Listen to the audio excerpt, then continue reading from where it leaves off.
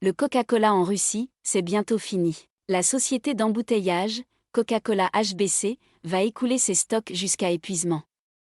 De nouvelles alternatives ont déjà vu le jour. Les Russes vont devoir se passer de la célèbre boisson américaine. Coca-Cola avait déjà annoncé en mars son retrait de Russie, sans apporter plus de détails. C'est désormais au tour de la société d'embouteillage, Coca-Cola Hellenic Bottling Company HBC, de faire part de l'arrêt de ses activités. La compagnie va écouler ses stocks jusqu'à épuisement, sans les renouveler.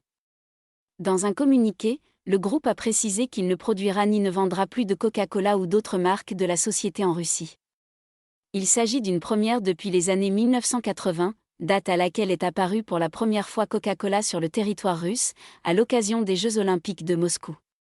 C'est en 1986 que le groupe a implanté sa première usine de production. Même durant la guerre froide, Coca-Cola continuait de produire et de vendre ses références sur le territoire de l'ex-Union soviétique. Aujourd'hui, l'entreprise détient 10 sites de production en Russie, qui embouteillent des boissons non alcoolisées et des jus de fruits. Au total, la firme emploie 7000 personnes, essentiellement des jeunes Russes de moins de 30 ans, représentant 44% des employés. Des boissons russes reprennent les modèles américains. Avant la guerre en Ukraine, Coca-Cola HBC avait des résultats au beau fixe, avec des ventes en hausse de 18% en 2021, pour 2,1 milliards de litres vendus.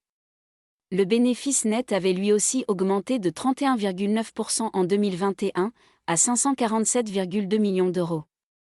Afin de combler l'absence de Coca-Cola, certaines entreprises russes ont développé des alternatives. Par exemple, le 16 mai, la marque Oshakovo a dévoilé une nouvelle gamme de boissons, aux saveurs classiques de vos boissons gazeuses préférées. Parmi les références se trouve le Cool Cola, une boisson expressive et rafraîchissante au goût culte, le Fancy ou encore le Street, qui ressemblent fortement à leurs modèles américains.